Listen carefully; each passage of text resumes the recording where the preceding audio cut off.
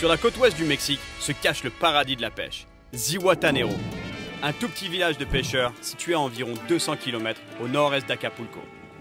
C'était un petit village plutôt tranquille avant le développement du tourisme, qui a d'ailleurs fait augmenter la population de 7 000 à 65 000 habitants depuis les années 70. Mais heureusement, la pêche à l'espadon y est toujours très bonne. Zihuatanejo, ça veut dire l'endroit des femmes. Et il paraîtrait que les premiers conquistadors, quand ils sont arrivés ici, en fait, ils ont trouvé une société matriarcale dans laquelle il y avait 7 femmes pour un homme. Et pas les moindres, de femmes. J'aurais bien aimé être un conquistador, moi, je peux vous dire. Yes, ça y est, c'est parti pour un espadon voilier à la ligne à main. Je peux vous dire qu'il y a un truc qui fait bizarre d'aller à la pêche sans canne à pêche, simplement avec mon sac à dos et mes mains. Pas de canne à pêche du tout. Ça me rappelle la pêche à main nue des gros poissons-chats en Oklahoma, où je m'étais fait détruire les mains. Martin, eres Martin, non? Sí. Hola, ¿cómo está? Los viejos me dijeron que quieres sacar un vela a mano. Si, a mano, vela. Eso es. On est sur le point de partir, mais quelque chose est plus fort que moi. Martin. Sí. Oye, señor, ¿te molesta si voy a buscar mi caña? Bueno, pero si nos vamos a pescar a mano, es un día de pesca a mano, ¿no? Sí, sí, pero para mí salir en un barco sin caña es como... no es normal. Bueno. 5 minutos. El cargo está ahí. Mi cargo está ahí. Tengo una caña y señuelo. ¿Ok? Gracias. Vuelvo a... Ahora sí. Ahora sí, listo. Sí. Ah, bueno. Je vais y aller à la ligne à main, mais au moins je sais que j'ai une canne dans le bateau. Je me sens beaucoup mieux comme ça. En sortant de la baie, j'aperçois quelque chose de très cool. Oui, mira, Jurel. Son Jurel, sí, cazando. Vamos. Vamos. ¿Quieres probar? Sí, con línea a mano. Caña. Castea una, a ver si sacas, a ver qué tan bueno eres para castear. Allez, je me fais un premier poisson à la canne, ensuite ligne à main. On est tombé sur une chasse de carangue et j'ai pas pu résister à la tentation de me faire un petit lancer à la canne. Ça dit bien de se taper une petite carangue à la ligne. Un bon petit échauffement avant de les prendre à la ligne à main. Regardez le combat de cette carangue sur une canne. Imaginez un espadon voilier. Ce poisson doit faire dans les 10 kilos. Mais imaginez, un espadon voilier peut faire plus de 10 fois ce poids-là. Elle est belle.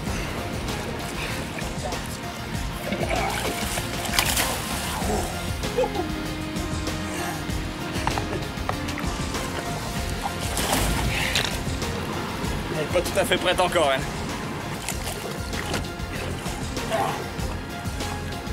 Yes! Wouhou! Superbe carangue. Et buena esta? Sí.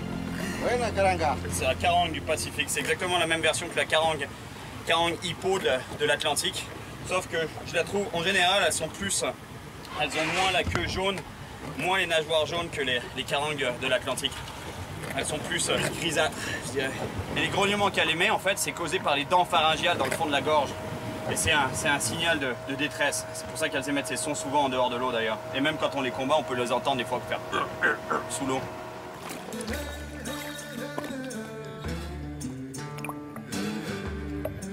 C'est reparti. Et je me rends rapidement compte qu'on ne fait que longer la côte, au lieu de naviguer vers la pleine mer. Et je peux vous dire que c'est pas au bord qu'on va trouver des espadons. En fait, ce sont des poissons pélagiques, ce qui veut dire qu'ils vivent en pleine mer. Pero ¿por qué no vamos ahí? Al mar, ¿no? No, vamos, te voy a llevar primero a sacar un jurel o un gallo a mano para que practiques. Después vamos al vela. Claro. Ouais. Tranquilo entonces.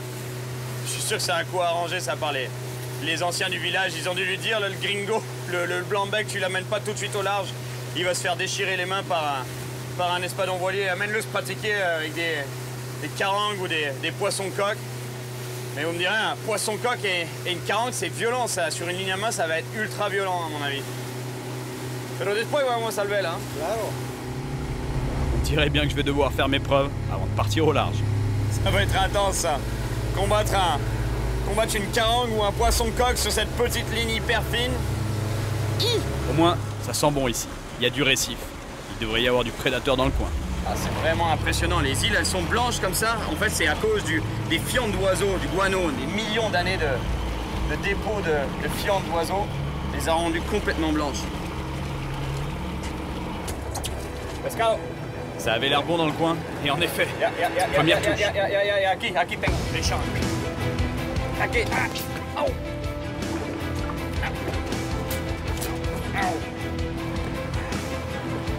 C'est un bon poisson, ça.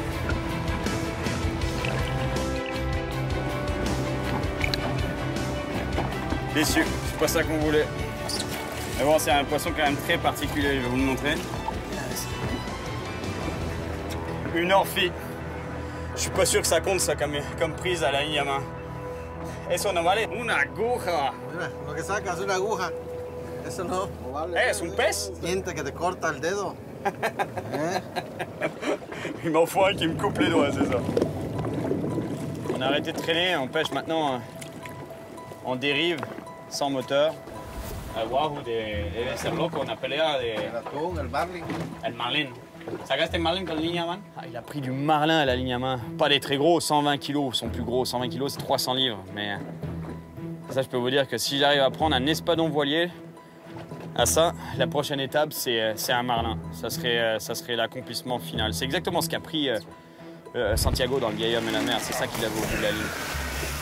Mais d'abord, il faut que je me prenne un poisson. N'importe quel type de poisson, c'est pas grave, mais il faut que je prenne quelque chose parce que sinon, ils m'emmèneront jamais au large pour aller prendre de l'espadon voilier. Jamais. Attendre que le poisson vienne à moi, c'est pas trop mon style. Alors je laisse ma ligne à main à l'eau. Et en attendant une touche, je vais essayer de me prendre une carangue ou un poisson coque à la canne.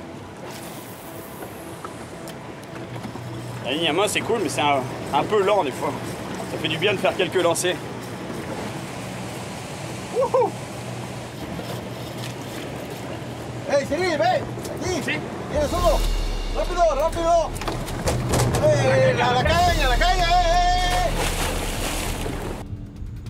Dans le feu de l'action, ma canne est tombée et elle a coulé super vite. J'ai pêché avec cette canne partout sur la planète et j'y tiens vraiment. Hors de question que je la perde.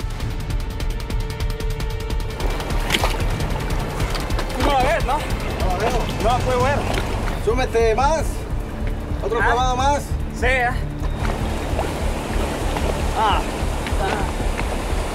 hyper profond, je la vois pas. C'est sûr que je perdrai pas cette canne. C'est un super bon moulinet, ça. Y el pez, c'était fouet? Se fue, se desganchó. Se desenganchó? Ah! On a tout perdu. Il a perdu le poisson, on a perdu la canne pour l'instant. Mais je vais la retrouver, la canne, je perdrai pas ce moulinet. Sans masque et par environ 7 mètres de fond, c'est pas évident. Mais finalement, j'aperçois un objet brillant au fond. Ça ne peut être que le moulinet.